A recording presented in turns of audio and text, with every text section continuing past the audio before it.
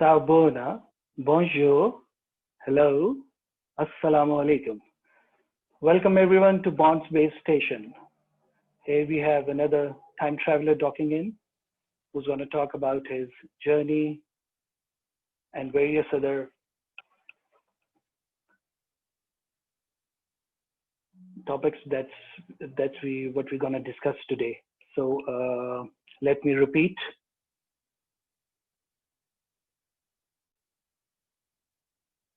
Sabona, bonjour, hello, assalamu alaikum. Here is Riz signing in from Joburg on Bonds Base Station. Today we are having a very special guest from hardcore tech and mobile industry, Akhram Mohamed. I'll let him introduce himself to you in more of his personal words. Thank you, Rizwan. And thank you very much for having me on your show. Yeah, like you said, I'm Akhram Mohamed, and I'm Chief Technology Officer for Huawei Consumer Business South Africa. And I'm very grateful and I think excited to be having this discussion with you today. So thank you once again. Thank you, Akhram. So I was reading the other day, I'm sure you must have read, Zoom has now market cap of $50 billion, which is around 7 to 10 airlines combined together in the US. Why I'm saying that we're going to use this when we go to the other section, the future section of our conversation. But what I wanted to say was that the success might be due to the circumstances. But I think end of the day, it matters that how you leverage your circumstances to your success. So I'm going to throw some surprise questions at you later, so just giving you a hint. But I wanted to start this conversation with 5G. Everyone talks about it. There's a lot of conspiracy theories. There's a lot of noise out there. For our audience, just say that in simpler terms, in 1 square kilometer area, a 4G LTE covers about 4,000 devices. And in 5G, it's gonna service about 1 million devices. So, without further getting into technicalities, I want the expert to tell us more about it. Yeah, sure.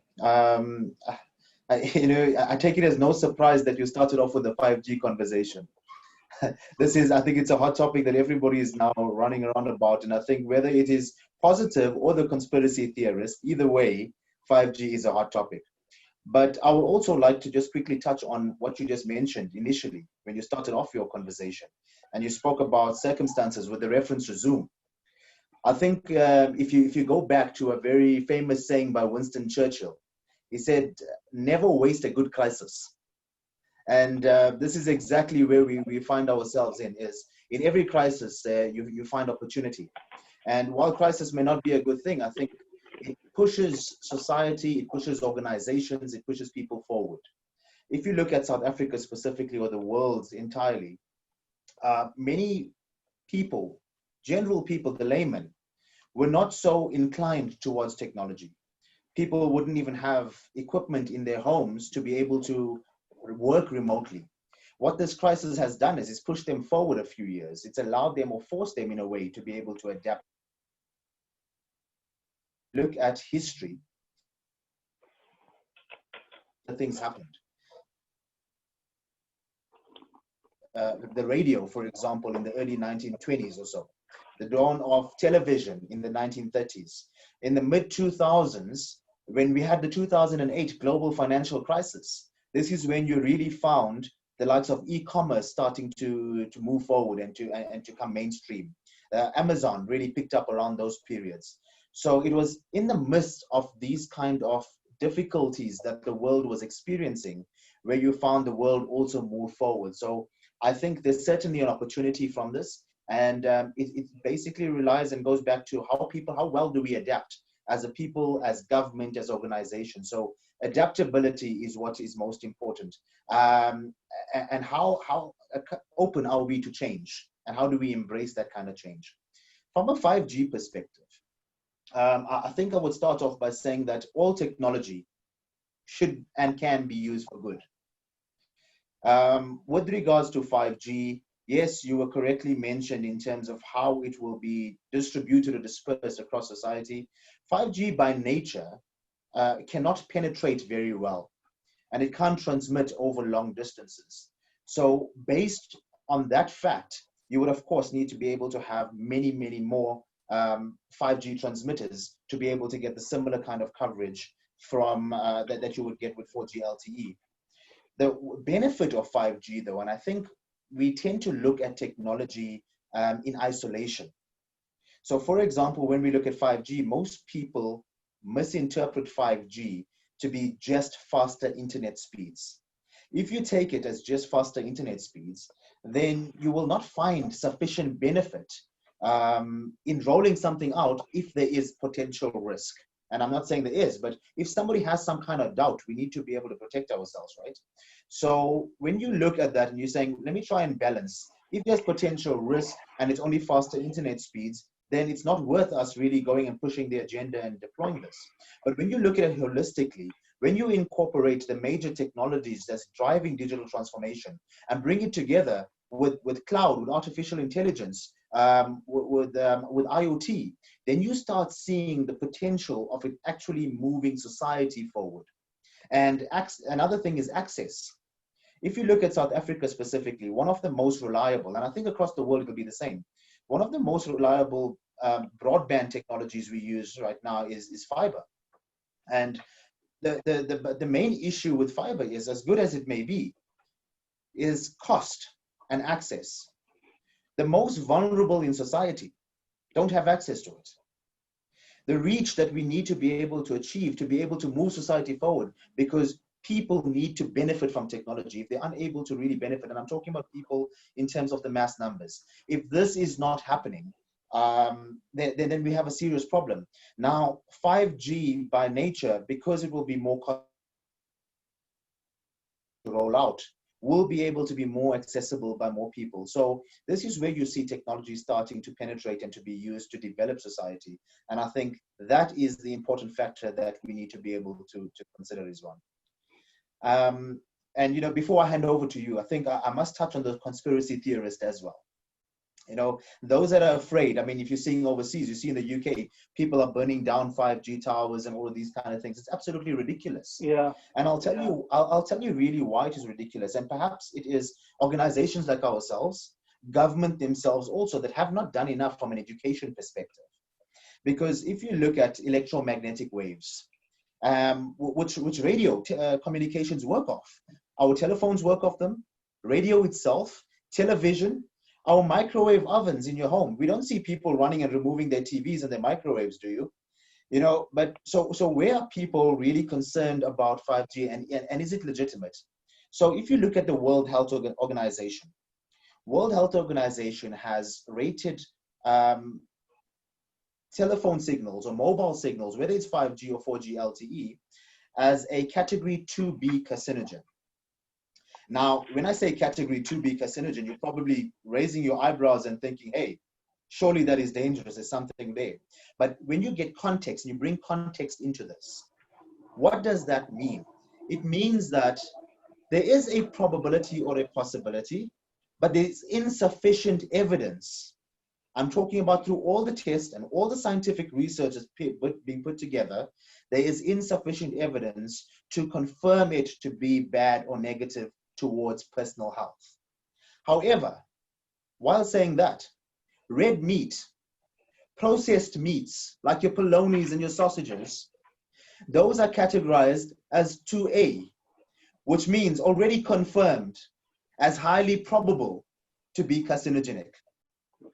If you look at sugar, one of the biggest killers throughout the world, no matter what kind of disease you are looking at. So my question is, or my throwback to whoever's listening, is if you are concerned about 5G or your Wi-Fi at home making you ill, but you're not concerned about what you had for breakfast this morning, then your priorities are certainly skewed. Over to you, Rizwan. Thanks, buddy. I think I would summarize. You've touched three key points. Number one was, how we leverage challenges and problems in a broader perspective of humanity. And you're right. I think uh, when we talk about problems such as this on a global scale, if you go back in the history, so each time when there was a bigger problem, that actually changed the course of humanity to a new life. So, for example, there were pandemics, there were wars, and what happened was they changed and sort of forced or made them improvise their lifestyles, adapting to different circumstances, different technologies, different safety measures. For example, let's say World War II. So, before humanity was scattered and there was no unity, so United Nations came into being, League of the Yeah. Nations and the United Nations. So I think this is one thing. I'll come to why I'm saying, taking forward from what you said. And then if you just fast forward to COVID-19, so again, fear of the unknown. So, humans are fearful because this is something which is not affecting a certain geographical area or a certain race or a certain area. Since we all are attacked without any discrimination, so suddenly the world has come together, just like what happened in World War and then before, if you go back. And same point if I apply to the 5G. So COVID-19, of course, 5G AI was already there, for the last few years. It's an emerging technology and all the hashtag and the cool words everyone wants to talk about. And, just to satisfy the fear levels and humans have different methods to cope up with issues. So I think apart from the conspiracy theories, I think technology was another factor which they thought probably to use to their advantage to get some kind of satisfaction that it's it's not something which is natural, but it's probably technology. Uh, so that's the second part. And then what we do with the technology or the expertise we have, and sort of drive it and have a clear purpose and direction. Uh, Coming to the fourth point on the 5G you said, so it's uh, I would take it that it's more on its implication and the broader industrial use where 5G will revolutionize how humans interact and connect in various engagements. So one is technology, the communication, then our industries, our travel, our supply chain. For example, in one of the last Mobile World Congress, so we saw, likes of Huawei and others demonstrating remote medical services, remote driving. So to achieve that level of uh, data throughput and communication, you need a technology which can carry a very huge amount of bandwidth or bytes or number of, or the size of the byte. You need a technology which can enable a certain act to be able to go wirelessly or through uh, fiber optics or whatever the medium is. So a person sitting, let's say 2,000 miles away, like a surgeon can perform through instruments, a remote procedure. So coming back to you. So now if you can explain to our audience and our colleagues a bit on the 5G 101 and 5G various use cases and implications, which are actually in play as we speak, is going to actually, benefit and transform how we, live and move about. Over to you. Absolutely, and I think you've touched on some critical points there. When you made reference to the fear, by nature, human beings are afraid of the unknown. This is absolutely true, and it goes back way throughout our history as human beings. Because I can say to you now, even though I will now try and explain to you the use cases, and perhaps if we can convince a few people that 5G is not dangerous, after this call, people will find other reasons why 5G is dangerous. They will find that, well, it's going to take away our jobs. You know, it's going to ruin industries. I'm going to be unemployed because they bring on automation, etc. And this will always happen. You can't satisfy everybody, because if you look historically, let's go way back in history just to be able to understand how human beings tend to behave. And it's our nature. If we look at the time of Socrates and Aristotle, even in their times, they had a very oral culture as well. And they used to transfer and communicate not via written text, but via speech, via poetry, via prose. So when written text started to come out, this was the technology too, when we started to learn to write and put it onto paper. And those individuals actually protested against that. And they said, no, it is bad. Why did they say written text was bad? Because they said it will affect the memory. When we have an oral culture, we tend to memorize better. So human beings are going to write everything and it's going to be kept in books. It's going to affect our memory, so it's not good. When electricity came out, previously we had street lights and there were jobs for people to go in, and every single night, you would see in Europe as well, individuals had jobs to go and light those lamps. They were little oil lamps within the street post. But when electricity was being rolled out throughout all of the world, this became a problem too. And what did people say? No, because it's so bright, when the street lights come on, it's going to affect our sleep. They also said those individuals who are lighting that every night, they're going to be without jobs. You know, so these type of fears, these type of things are going to constantly come. I mean, if you look at the simple thing as fire, fire is a form of technology. Without fire, human society would not have been. It's ancient technology, but it's technology. We look at what fire powers. It powers heat, it powers energy. We use it to create. But fire is also dangerous. It can burn down your home. It can destroy many things, and we've seen this dangerous power of fire. Does that mean that we should limit ourselves and not move forward? No. We need to be able to explore this, provided that it improves society. So similarly with 5G, like you correctly mentioned, 5G is the modern technology that's not just faster internet speeds, but combined with big data, combined with artificial intelligence, combined with IoT, is going to open up more industry. It's going to open up opportunities, like you correctly mentioned, for remote surgery, for people to be able to get treatment much easier. So you don't need to move from one continent to the other. It's going to be opening up the opportunity for smart cities and interactive cities. It'll open up the opportunity for more security. It's going to streamline productivity and allow more time for human beings to be able to be more creative. It'll allow more time for us to spend with our families and do the things that are most important to us. Because 5G will just bring the world closer, but it cannot do this in isolation. Like I said, when we're looking at this digital evolution, it's all of the technologies that brought together. 5G is the enabler.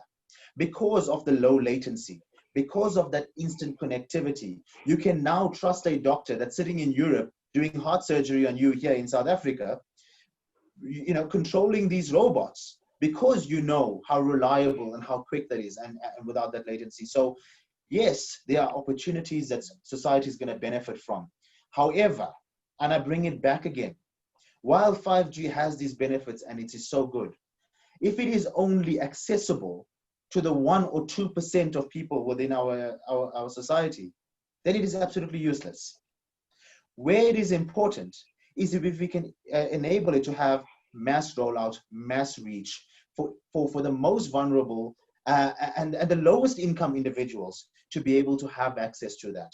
But in order to reach that scale, we need to have some starting point. And I think that is where we are now. I also think that while we are doing all of this, there is a responsibility in terms of regulation from organizations, from government, etc., to be able to ensure it is used responsibly and it is used safely to benefit society ultimately. Over to you, Rizwan. Okay. Okay, so that comes to, another question comes to my mind. When we talk about tech and the benefits for all, let's say tech for all, or, how we mobile industry, puts it, mobile for everyone and broadband for everyone. Isn't it, again, there is a commercial aspect to it as well. And then there is that global humanity aspect to it, that, we are trying to connect everyone and, all of us.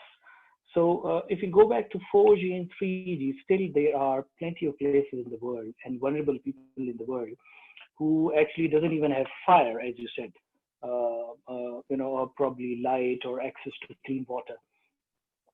So I think communication or telecommunication, where people or humans were able to connect to each other or able to hear each other, I think that was the trigger that brought other things to that particular remote area. So when we talk about, in terms of technology, let's say 5G, so still 4G and 3G even, it's not there yet. So in terms of tech for good, just briefly explain how organizations, especially the mobile organizations, what kind of work they're doing, especially the ones who actually make the technology, the solution, the software. They're the ones who actually drive everything. So what they have been doing, or what they're trying to do in terms of mobile for everyone and tech for everyone. So let's say we see a lot of reports, a lot of speeches, a lot of write-ups, a lot of events and all.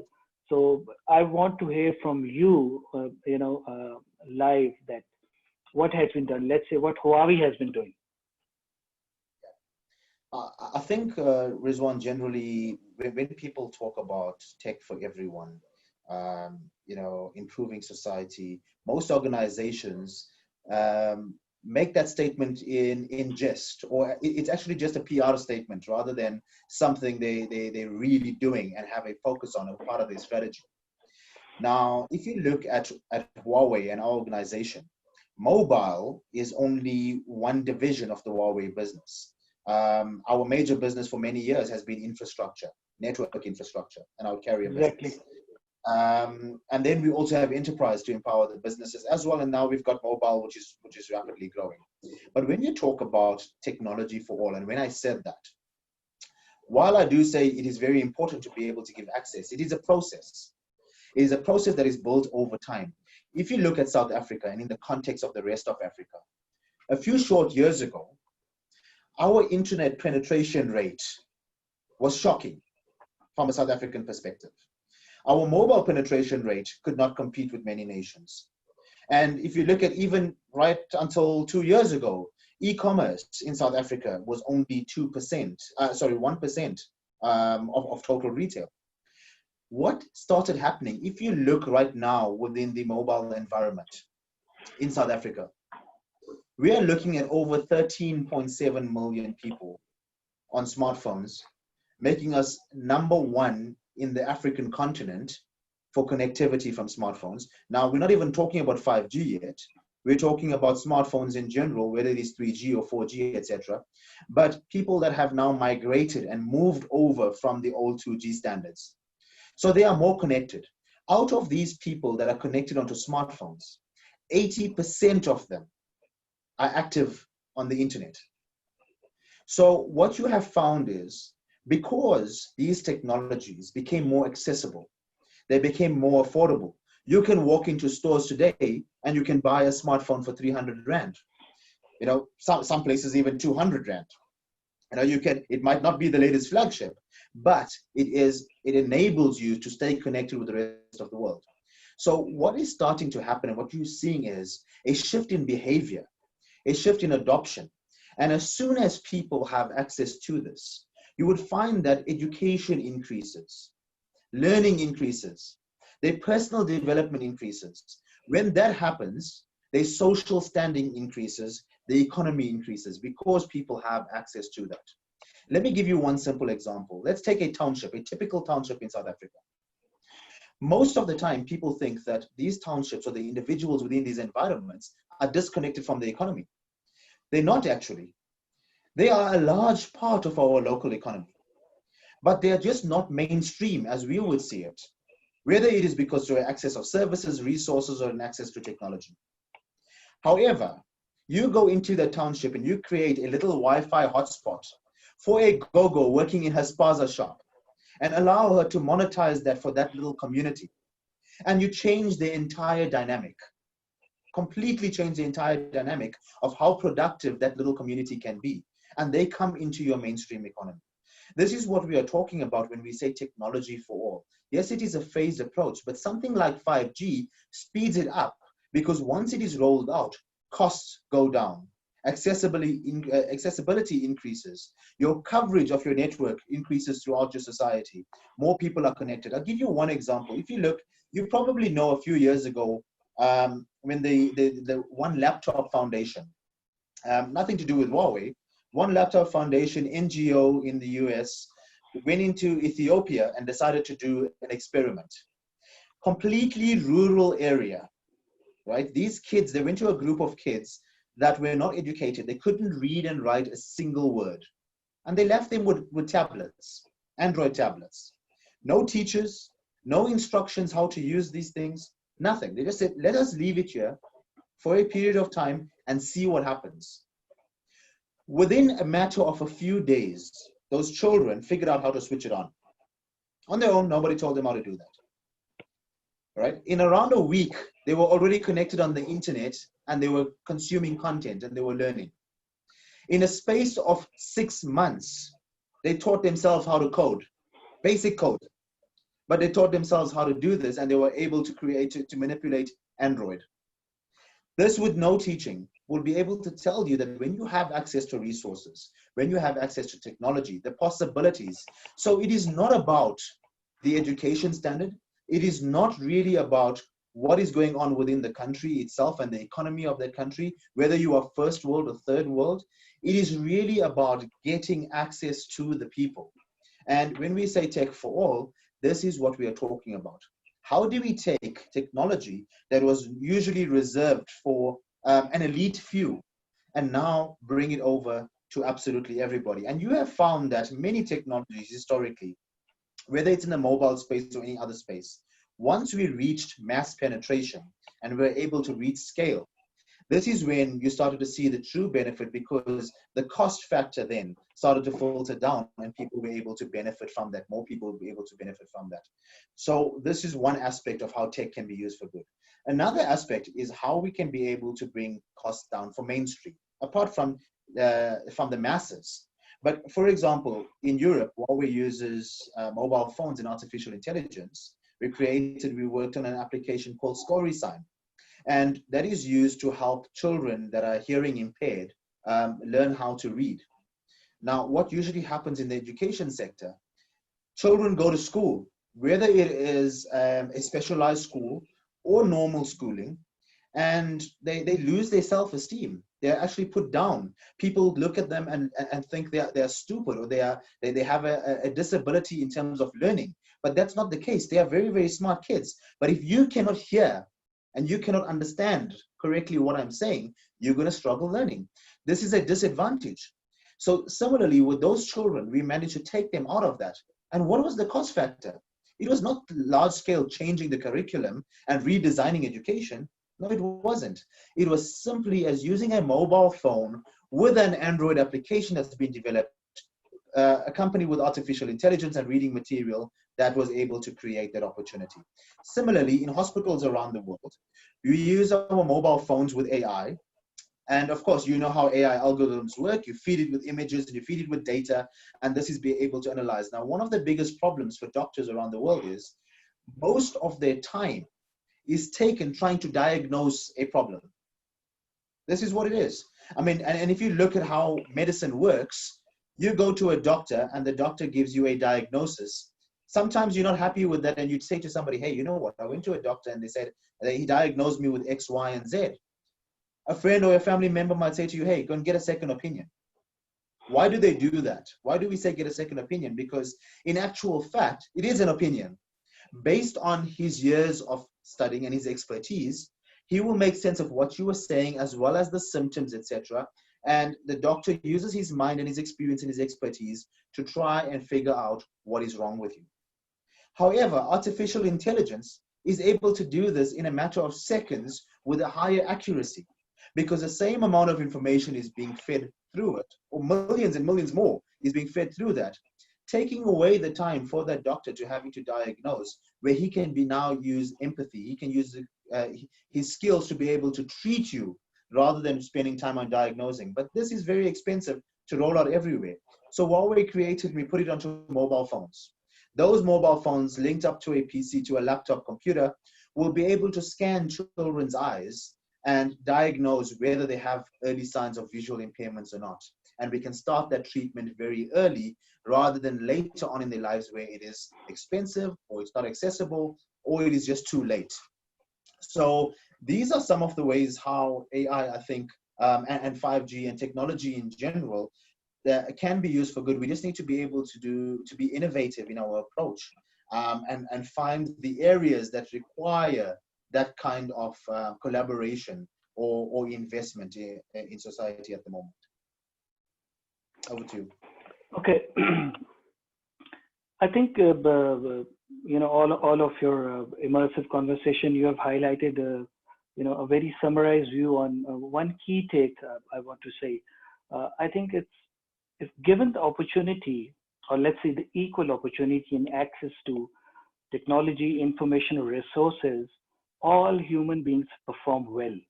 So when we talk about technology for good and for everyone, so as you explained on many examples, children and people were able to do things which even probably in a structured society, a rich kid or someone who goes to private school probably couldn't do. So it shows that equal opportunity and equality is the key, the access. Without opportunity and without fairness, then there is no balance in the society. That's one. Secondly, when we talk about awareness and technology companies doing their part of, let's say, spreading their expertise and their social responsibility to the masses. I think there are few companies who are doing a good job. And I think in the last 5-6 years, I've seen that because of their social responsibility, there has been a balance developing up, even in remote places which we have in Africa. The things which some remote locations have done are phenomenal. I'm coming up to my question. I'm just building up a scenario. So I'm going to ask you some quick questions. The people of industry who know me, and probably you know me, I'm quite a bit blunt and straightforward. Sometimes I say things on LinkedIn which people don't like. I believe that no technology is bad. It's the implication in the use cases and how, in a balanced way, it is used for everyone. So one technology or one brand is liked by some and the other, but that does not make that brand bad and that very good. Okay, now taking from that point to the next question. I believe that in the technology world and especially in this digital high-tech world we live in, it's very important that all the technology brands and their origins, there needs to be a balance. For example, as a brown guy, we feel that we are literally controlled by Western or let's say US companies. So 2.5 billion devices are on Android. They literally know that what time I go to pee, how many times at night I'm going to look at my phone. Even if I'm talking to one of my family members and say, today I want to look at a recipe of a certain dish, and it literally appears in the YouTube app or whatever app I open. And same goes for iOS. The millions and billions of users. So what I want to know that, for example, when you are, it's a human psyche for a powerful person or a power that when you see something better than you and you can't beat it, then you look for other ways to undermine it. So now my question is that as a mobile industry, we were literally born in the industry. We have seen Nokia and then we have seen BlackBerry go down. And finally, there was a brand who, rose up to the occasion, and now we have something which is not only at par, but in my opinion, actually way above than some of the Western brands. And certainly, I want on a record to tell my audience that please trust me, whoever knows me, this is not a paid content, and this is not, paid by Huawei, or I'm trying to please them. It is purely technical, and if something is good, and people know me, if from the mobility perspective, and when it comes to tech, if something is good and I say it is good, it is good.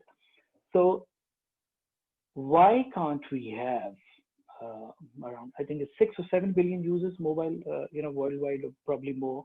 Why we can't have an option where we have another operating system? Huawei shipped 240 million devices last year. And approximately, I'm not sure the exact figure, but I think it's roughly now around 700 million Huawei devices, in circulation in the world. So if we have a third operating system, which is Harmony OS, wouldn't there be an opportunity and an option as a consumer user experience to have another option to be more secure?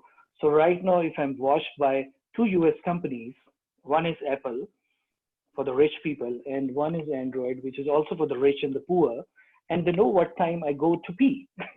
So then might as well, I want Chinese to know that what time I go to pee, but at least that will block them to know my time to go to pee. So if you can explain a bit about Harmony OS,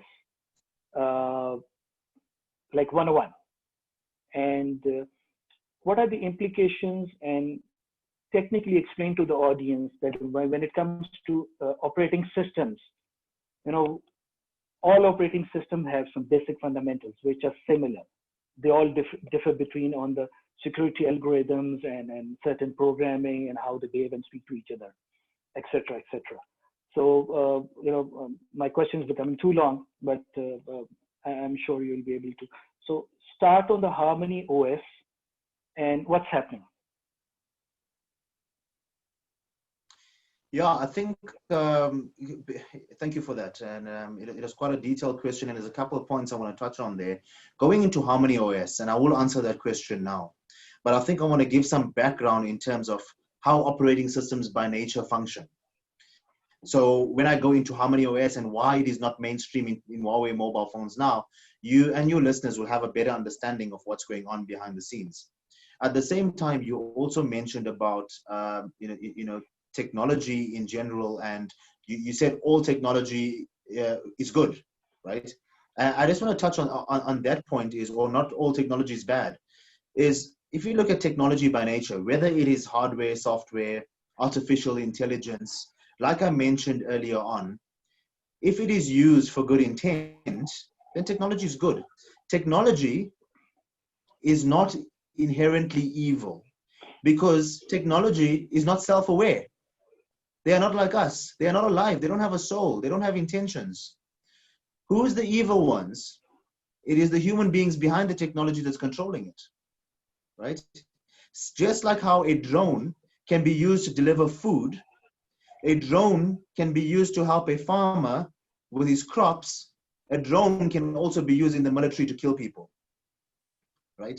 So it is really Exactly. the intent of the people creating it or using those technologies. Similarly, when we say technology for good, what is the intention of the organization behind that technology? Is the intention of that organization just for sales and commercial, to be able to grow their numbers and just get people and taking all that data? Or is it really to say, well, let's, in the South Africa or African context, we know South Africa is the most unequal country in the world.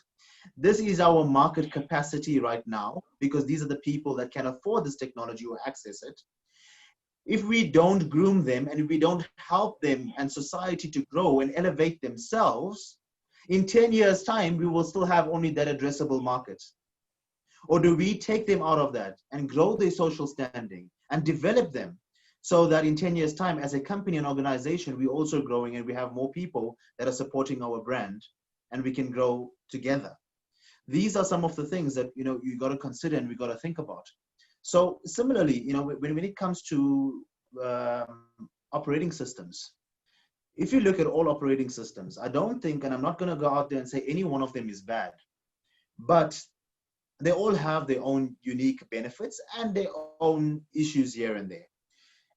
Android, for example, as an operating system is great because, like you mentioned, it has a huge addressable market. There's a massive developer community. There's great work going in from a collaboration perspective to constantly improve it. I mean, if you look at Android 10 years ago when it started to what it is today, massive difference. And Huawei throughout that decade has been a key role player in terms of developing and picking up Android to the level it's come through today. That is why it was one of the reasons we were so disappointed with the action that was taken, which was a political one and not a technological one. I mean, we don't have an issue with Google. We can sit around a table and have a discussion like we're doing now, but they have to comply as an American company to the regulations and the restrictions. But Android by nature is open source, so anybody can access it. When you are talking about Google knowing when you went to pee, that is Google's mobile services that are integrated into Android and embedded. This is where you have the Google ID and the Google logins, and you have the Google advertising ID, and they can be able to track you. You have the Google location services. Remove GMS from Android, and 99% of your security concerns are gone. So when you look at what we are doing right now, Android by nature being open source, anybody can use it. Huawei has used Android. All our current phones are still Android. But because we don't have access to Google's proprietary GMS, which they license to everybody, because remember, Google, number one, is an advertising company. That's their business model. Yeah. So they use your data. Now, I'm not saying they are insecure. Please, whoever's listening, don't get me wrong. What I am saying is the nature of their business is advertising. The nature of their business is big data. And nothing in this world is free, people. So if you want to have access to free email, if you want to have access to free content, if you want to have access to free navigation, throughout our history, not only with Google, with every other, many companies, we sacrifice something. So people are well aware, whether it is Google, whether it is Facebook, whether it is anything else, that we share some of our private information for the benefit of having access to utilize this technology. That's a choice we made. Nobody forced us to do it. Okay. But when you look at Huawei phones now that are running Android, because GMS is no longer there, we have included HMS. HMS is the services or the core services as well as APIs that applications need to run on the Android operating system. So the operating system is no problem. There's no issue there. What you are talking about is what's pulling my data. So for example, on HMS with the Huawei ID, you have the option to switch off your advertising trackers. Completely switch it off, which on a normal Android phone that runs GMS, really? You don't have that option. Yeah. You know, let me stop you. Say it again, because I want it on the record. I love it. So if this is what is coming, this is phenomenal, incredible. So it means that now we have an option of an operating system which is giving control to the very users because of whom the company exists. You know, the brand or the product exists because of the customers. If there are no customers, then users, it's useless. So I love that part. So to me, as a layman customer, that means you are giving my control back to me. That's it. Continue. Totally. We don't want to totally block it out, because some people, like I just mentioned, because of convenience, would like to say, well, if I've searched for this product on the internet, when I'm browsing Facebook or another application, I'd like recommendations based on what my interests are. So for them, they have that opportunity. But for you who's concerned about being tracked, switch it off. we're giving you that. One of the difficulties with the Android ecosystem has been that Google manages and owns the platform, especially from a GMS perspective, licenses it to everybody else. But then you've got multiple hardware vendors, and they take it and then they got to do customizations on top of that. But the back end, whether when you from a Google GMS perspective, is still running via Google services. So it's very, very difficult. Because, for example, from a security standpoint, if I want to be able to restrict the amount of data that's transferred, if I'm using GMS, I can't do that. Because by nature of GMS, as long as you've got Google mobile service embedded in your phone, it's going to share an X amount of data to somebody else. With Huawei's new devices, yes, we are running Android, but we own the hardware, we own the chipset. And now we take Android that has no Google influence, updates released as open source, and customize with HMS and our security protocols. And then we also encrypt from a hardware level on your chipset. So we can go to vendors, whether it is biometrics, whether it's your financial information. This will never have to be transmitted or transferred to anybody anymore. This can be in an encrypted safe zone within your chipset and never leave your phone and your device ever. So all of these possibilities were very difficult to do prior, which is now opening up an entire different dimension. So why have we decided to stick with Android? I just want to summarize that quickly. We stuck with Android because of its maturity, because Android and its growth over the last decade was not just Google, but the collaboration of brands like Huawei and others that helped its development and worked on their technical development too. So we understand what it is, and they have a very mature app ecosystem already. And by nature of our phones still being Android, 90% of those applications that exist will already run on it. Only those that need deep Google integration will need to be adapted. So it made business sense, but also we were able to control the security. When it comes to Harmony, Harmony is a future-orientated operating system. This is something we are looking that's beyond what people look on a mobile phone right now. So at the moment, we're saying it is for IoT, or it's been designed for IoT. Can it be embedded on a mobile phone? Most certainly it can. But when you look at what you require, because your mobile phone is the most used electronic device on the planet, you need to be able to have it to be seamless and have access to many applications. So there will be a development for Harmony over a period of time. So we're still developing that. But when you're talking about seamless connectivity, cross-platform and across devices, and this is where we are going right now, Harmony will be able to work on in-car entertainment systems. Harmony will work on smart screens. Harmony will work on wearables. Harmony will eventually work on mobile phones and tablets. And when you see that and you see the coming together of all of these devices, this is where you're going to see the true benefit for consumers, because you will be able to now do collaboration between multiple devices. You will be able to, and remember, Harmony is open source. We're always going to make it open source. So that is something else that we are looking at to be able to develop that even further. So that other manufacturers, because remember, Huawei's strategy is what we call 1+8+N. We have capability in the mobile phone. This is your primary device connecting you to everything else. But we also have capability in AR, VR, smart screens, wearables, music devices. But beyond that, we don't make smart light bulbs. We don't make smart kitchen products, your microwaves, your smart stoves. We don't make curtain rails and all of these kind of things, right? But we have partners that do that.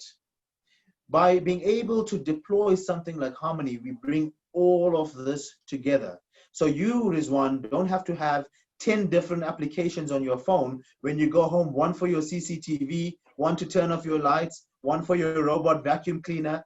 Everything will just be able to seamlessly come together, and that is where true smarts will be achieved. So Harmony is a future system that's going to be much faster,